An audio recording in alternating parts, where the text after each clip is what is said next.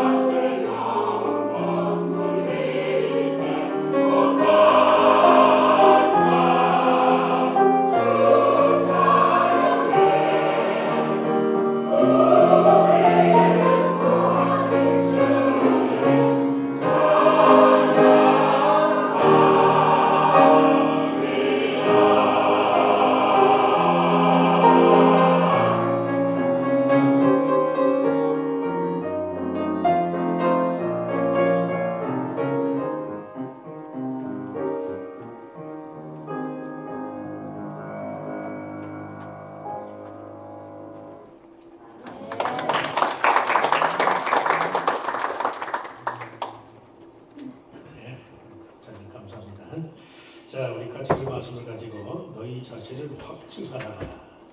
너희 자신을 확증하라. Test yourself. 너희 자신을 시험하라. 우리 이배영 집사가 비행기 타고 왔어요? 그래. 우리 교회 집사. 반갑습니다. 사람이 하나님을 믿고 안 믿고의 여부보다 더 중요한 것은 그 믿음의 동기와 특성이 어떠하냐, 어떤 동기로 믿느냐, 이게 더 중요해요. 그리스도인의 경우에 하나님에 관한 이해가 성경에 기록된 것처럼 예수님의 대속의 공로를 전제하지 않으면 구원의 의미는 물론이고 그 열매가 전혀 다른 것일 수 있어요. 겨우 내가 이렇게 살려고 믿음 생활하는가, 혹은 하나님의 구원이 이것밖에 되지 않나, 이런 식의 회의에 빠질 때가 있단 말씀이에요. 근래 한국 교회에 가장 영향력이 큰 이단 교리 중에 신천지, 하도 매스컴에서도 하도 자주 그냥 소식이 나오니까 아마 아실 거예요. 이 신천지라는 이단 교리의 핵심은 그 교주인 이만희를 십자가의 죽으심으로 인해서 실패한 예수 그리스도를 대신해서 이긴 자다. 참 그런 용기가 어디서 나는지. 예수님이 십자가에 달려 죽으셨으니까 실패했다는 거예요. 그 실패가 누구를 위한 실패인데 그렇게 신학적으로 무지하나요? 그를 따라서 마찬가지로 이긴 자의 반열에 드는 14만 4천, 그 14만 4천의 일원이 됨으로써 마지막 날 이 땅에 이루어질 신천지, 그래서 그 이름도 신천지야, 새하늘과 새 땅의 주역들이 될 것이다, 그렇게 믿어요. 그 일을 위한 유일한 증거의 수단인 장막 성전의 회원이 돼야만 구원을 받을 수 있다. 그곳의 일원이 되기 위해서라면 부부관계, 부자관계까지도 무시해도 괜찮다. 신천지의 교리를 받아들이지 않는 가족과의 이별은 새하늘과 새 땅의 일원이 되는 데 필요한 의인의 고난이다. 이런 식으로 부추겨요. 가정이 깨진 가정이 얼마나 많은지, 멀쩡한 가정이 깨졌어요. 이야, 참. 그리스도의 십자가의 대속의 공로를 전제하는 기독교 신앙의 구원이 그 정도밖에 되지 않는가. 참, 기성교단이 워낙 비판적이 많으니까 아마 상대적으로 그런 이단이 그저 득세하는지는 모르지만, 정말 그 사람들의 죽음처럼 죽음 이후의 삶을 위해서 현실의 모든 것은 그저 포기해도 좋은 것이라면 굳이 하나님의 아들 예수 그리스도가 인간의 몸을 입고 세상에 오실 필요가 없었을 거예요. 죽은 다음에 하늘나라 가는 것만이 전부라면 육신의 의미가 없잖아요. 보이지 않는 내세에서의 삶만이 전부라면 창조주 하나님이 굳이 아담과 이브를 흙으로 지을 필요도 없었을 것이고, 믿음의 조상 아브라함을 갈대아 우리에서 불러내신 일을 포함해서 이스라엘의 출애굽 이후 40년간 광야 여정을 지나면서 사람이 떡으로만 살 것이 아니라 하나님의 말씀으로 산다, 이걸 가르칠 필요도 없었을 거 아니에요. 40일간을 금식하면서 줄이신 예수님이 명예와 권세와 우상 숭배에 사탄의 시험을 당할 리도 없었을 것이고, 마국간에 그 몸을 누이셔야 할 리도 없었을 거예요. 육신이 필요 없는 거라면. 십자가 위에서 마지막 물 한 방울, 피 한 방울을 다 쏟으시면서 다 이루었다, 마지막 숨을 아버지께 돌려드리며 다 이루었다, 이렇게 돌아가실 필요도 없었을 거 아니에요. 어처구니 없는 경우가 너무도 많아요. 정말 참된 기독교 신앙을 유지함에 있어서 사람이 그 몸으로 겪는 고통과 아픔 중에서도 그 몸으로 반드시 하나님 나라와 의를 위해서 덕을 세우는 일이 필요해요. 약하지만 때로는 불의하고 죄되지만 이 몸뚱아리를 갖고 하나님께 영광 돌리는 일이 필요하단 말씀이 필요해요. 성도가 하나님과 사람 앞에서 그 몸으로 덕을 세우지 못하면 그것은 마치 내세만 인정하고 이 땅의 모든 관계와 의무는 포기해도 좋다고 가르치는 신천지식의 주장과 다를 바가 없어요. 모두의 눈에 완전해 보이지는 않아도 성도가 그 몸을 하나님 앞에 바로 세우고 자신의 모습 그대로 모두에게 영광과 기쁨이 되는 삶을 살기 위해서 힘써야 한다는 말씀이에요. 오늘 본문 4절 말씀 그대로야. 그리스도께서 약하심으로 십자가에 못 박히셨으나 하나님의 능력으로 살아계시니 우리도 그 안에서 약하나 너희에게 대하여 하나님의 능력으로 그와 함께 살리라. 약하지만 때로는 불의하고 죄되지만 포기하지 말라는 말씀이에요. 포기하지 말라. 그와 함께 살리라 라는 이 표현이 죽음 이후 내세의 삶을 가리킨다고 오해하는 사람들이 있어요. 그 말씀은 다분히 현재적인 삶의 능력을 말해. 온갖 이교도적인 문화의 홍수 속에서 타락한 생활 습관에 젖어 살던 고린도 교인들의 취약점을 빌미로 해서 모든 신앙적인 가치는 미래에 속한 것이다, 이렇게 가르치는 거짓 무리들이 있었어요. 지금도 마찬가지고. 현실적으로 강하고 완전한 것만이 가치가 있는 것이고 삶에 수반하는 모든 약한 것들은 그건 죄의 필연성과 같은 것이다. 현실을 개선하기보다는 희망의 여지를 그저 죽은 다음에 미래에서만 찾으려는, 복음은 그 반대예요. 반대. 우리들 자신의 연약성에도 불구하고 예수 그리스도의 대속의 공로에 의지해서 얼마든지 강한 자로 살 수 있습니다. 이걸 내가 믿는 거예요. 약하지만 완전하지는 않지만 상한 갈대 꺼져가는 심지도 하나님은 끄지 않잖아요. 그걸 다시 일으켜서 다시 불씨를 지피고 다시 온전해지도록 상한 갈대를 꺾지 않는 분이 그게 하나님이란 말씀이에요. 예수님이 그걸 위해서 십자가에 죽으셨거든. 절대 포기하지 마시라고. 자기만 들으라고 한번 속으로 해보세요. 포기하지 맙시다. 포기하지 마시라고. 포기하지 말아요. 인간은 태생적으로 자기 속에서 의와 자부심의 근거를 찾고자 해요. 근데 그 일 자체가 외부적인 판단 기준에 따라서 왜곡되고 손상을 입을 때가 많아. 이 모습 이대로 자신을 어여삐 여기고 옳다고 인정해줄 대상을 갖지 못하는 게 그게 문제란 말씀이에요.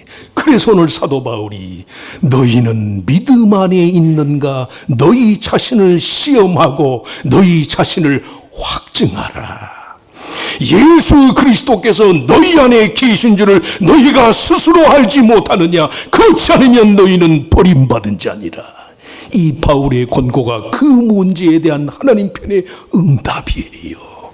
모자라고 부족하지만 내게는 의가 있고 내게는 공로가 없지만 하나님의 아들이신 예수님이 나를 대신해서 십자가에서 물 한 방울 피 한 방울을 다 쏟으셨기 때문에 나로서는 안 되는 것이지만, 나로서는 포기할 수밖에 없지만 주님이 나를 포기하지 않았기 때문에 나도 그럴 수 없습니다. 그러고 사는 거예요. 그러고 믿음이 그런 거란 말씀이, 그런 하나님의 열심을 받아들이는 거예요.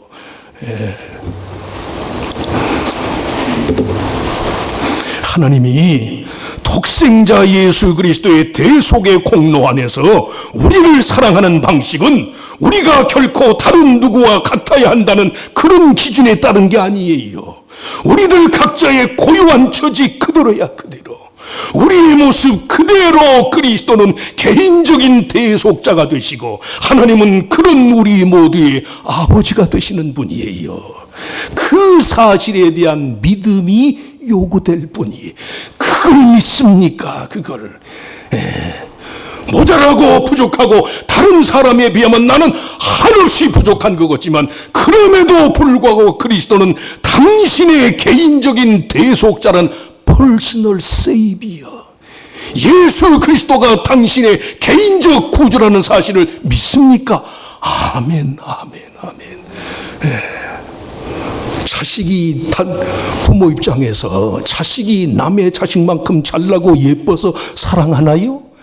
네 배에서 낫다는 그 이유 하나만으로 자식을 사랑하는 거예요. 신앙을 갖기 어렵다고 말하는 사람들의 대부분은 기독교 신앙의 내용 자체가 어려워서가 아니야. 하나님이 그리스도 안에서 자신을 대하시는 방법을 받아들이기 어려워요. 자기 자신을 있는 모습 그대로 받아들이는 하나님의 뜻을 받아들이기가 어렵단 말씀이에요. 그래서 대개의 경우 믿음의 걸림돌은 항상 자기 자신이에요. 자기 자신. 세상이 나를 버리 천만의 말씀이 세상이 100번 1000번 버려도 자기가 자기를 버리지 않는 사람은 살아나요. 이명박 장로님이 이틀을 어떻게 지냈나 오늘 아침 뉴스에 보니까 그래도 감방에서 성경을 보내고 지난 밤을 보냈대나? 잘했습니다. 그건 잘했습니다. 다른 건 어쩔지 모르지만 믿음의 걸림돌은 자기 자신이에요. 자기 자신. 솔직하게 자기만 들으라고. 내가 문제입니다. 해보세요. 내가 문제입니다. 내가 문제에 내가. 세상 탓하지 마시라고. 남 원망할 필요 없어요. 남이 아무리 나를 버려도 내가 나를 버리지 않으면 돼요. 그런 사람은 된다고. 죽겠다 하는 사람은 죽어요. 나는 살고 싶습니다. 살아요. 믿으시면 아멘. 산다니까. 삶에 대한 성실함이 신앙이에요.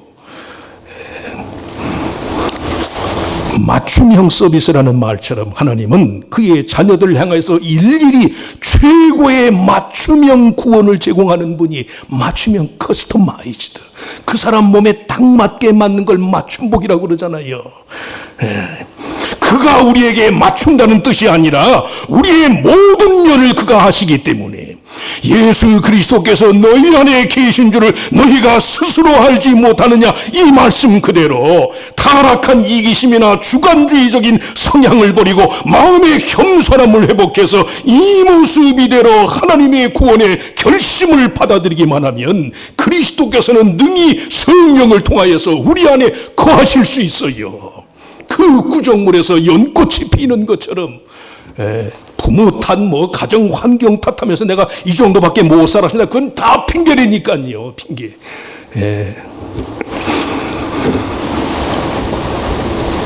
연약함과 불의함 가운데서도 하나님의 임재를 사모하고 그의 자녀를 넓혀드리기만 하면, 그의 자리를 넓혀드리기만 하면 모든 연약함과 불의함이 강요하는 죄의 근본 속성은 소멸되게 돼 있어요. 여러분 말씀이에요. 어둠은 빛이 없는 게 어둠이에요. 어둠의 실체는 없어요. 어둠의 실체를 있다고 믿는 성도는 잘못된 거예요. 하나님은 한 분이시니까. 그건 신앙의 이단적인 요소예요. 어둠의 실체는 없어요. 어둠은 뭐가 어둠이에요? 빛이 없는 게 어둠이에요. 빛이 없는 게. 캄캄한 데 앉아가지고 왜 내 삶이 어둡습니까? 그러지 말라니까요. 빛 대신 주님께로 나오면 돼요. 내게는 빛이었지만 하나님은 빛이시니까 빛 대신 주님께로 나오면 내 어둠은 사라지는 거예요. 어둠은 실체가 없는 거라니까. 그럼으로써 우리는 우리들 자신의 연약성에도 불구하고 바울의 삼중의 축원, 예수 그리스도의 은혜와 하나님의 사랑과 성령의 교통하심이 너희 무리와 함께 있을지어다. 이 축원의 의미를 완성하는 삶을 살아요. 누가? 그 안에 그리스도가 거하시는 자가. 그 첫째가 되는 것이 바로 선을 행하는 삶이에요. 선을 행하는 삶. 이방교인 고린도 교회가 예루살렘 교회를 돕는 일은 누가 봐도 선한 일이에요. 여러분들은 옥합성금을 드린 것처럼 그 선한 일이 방해를 받는 이유는 한 가지, 물질을 대하는 그들 자신의 마음의 타락.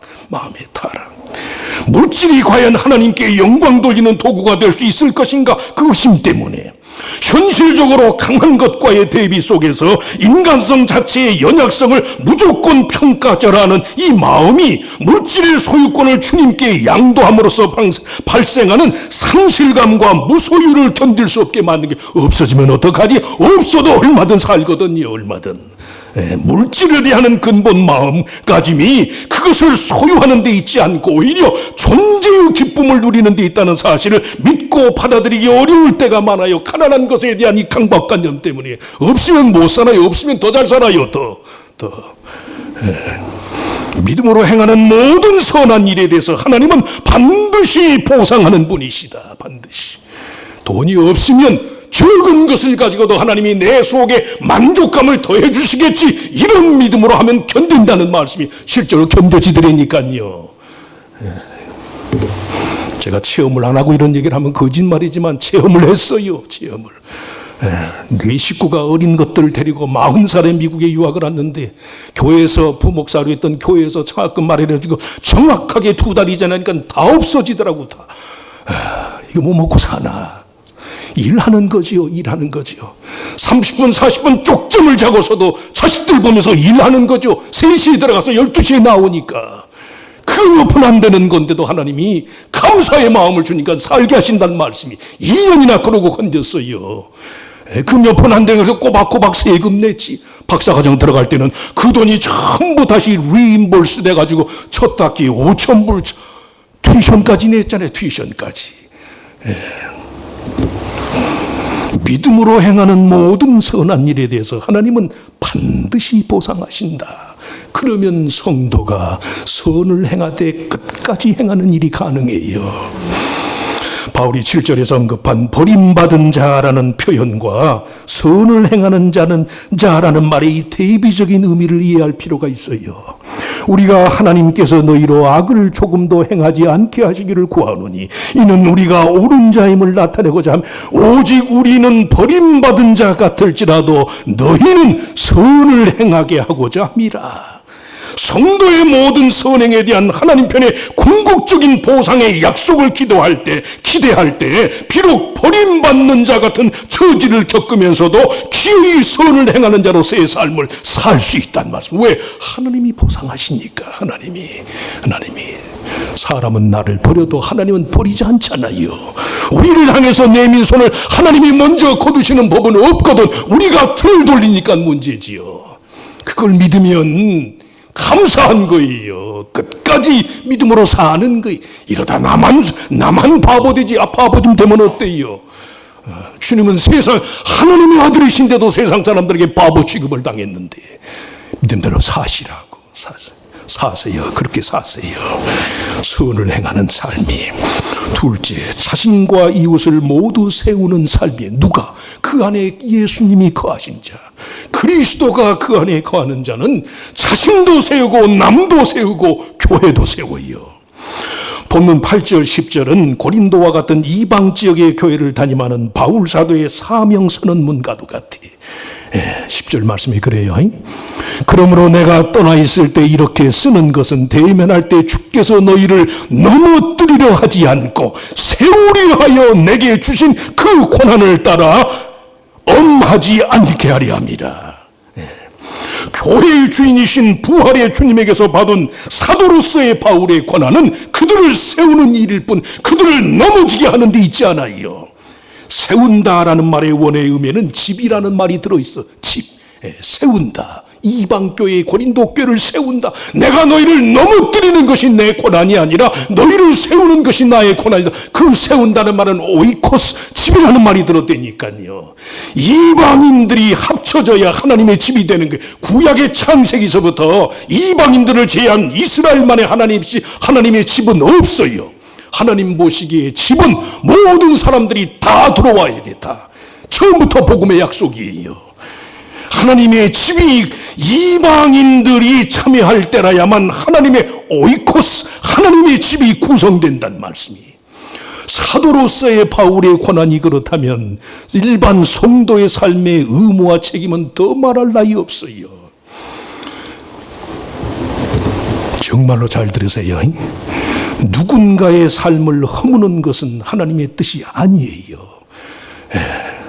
인격도 그렇고 명성도 그렇고 살림도 그렇고 관계도 그렇고 교회도 그렇고 누군가의 삶을 허물어뜨리는 건 그건 하나님의 뜻이 아니에요. 그런 권한이 저와 여러분에겐 없어요. 믿으시면 아멘. 더 크게 하세요. 아멘.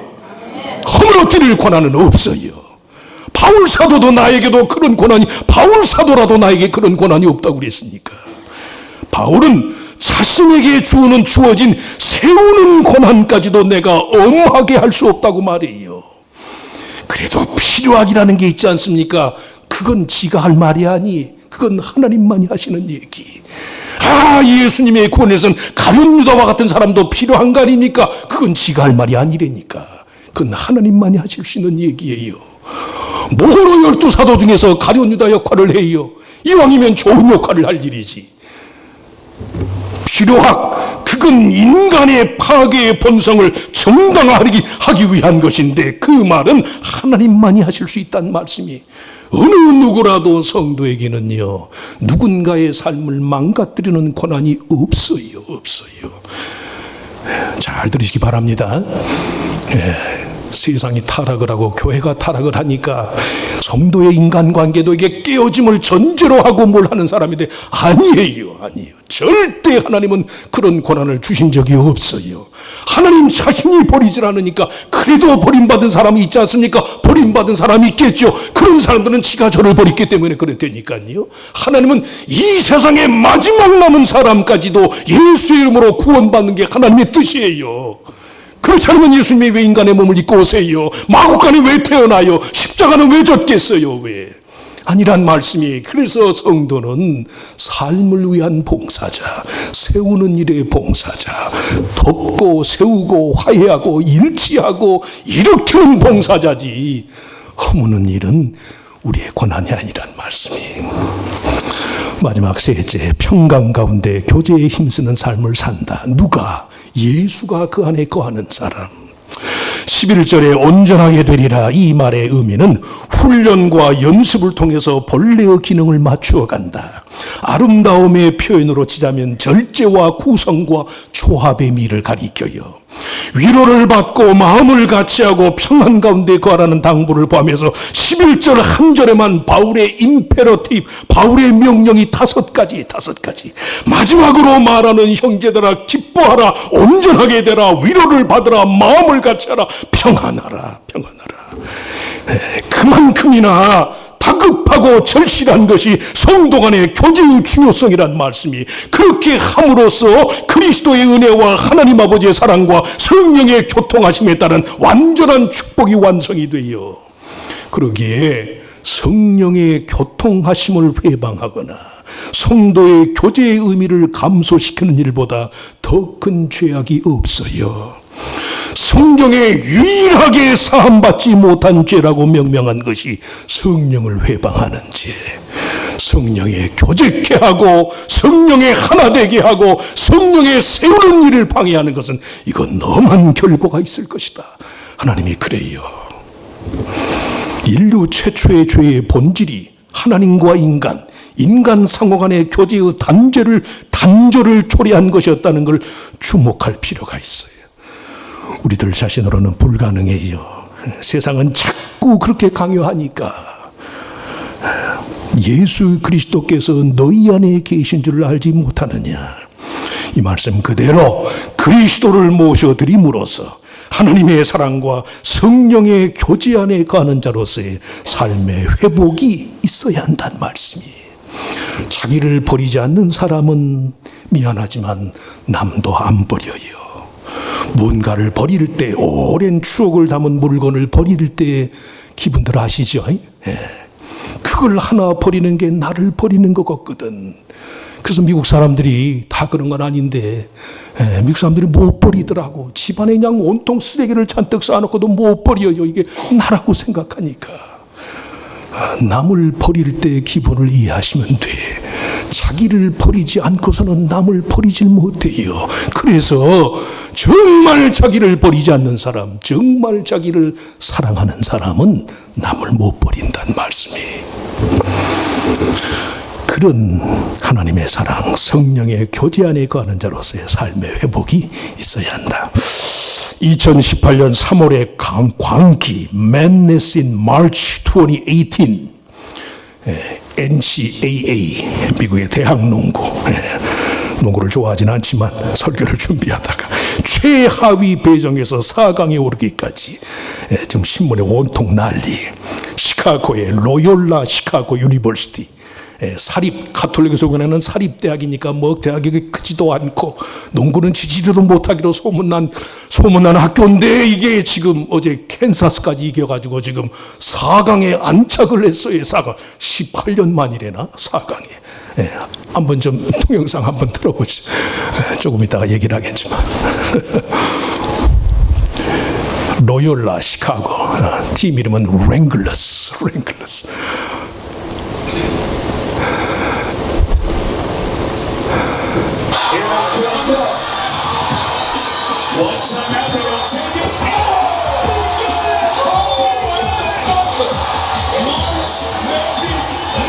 캔사스하고의 경기.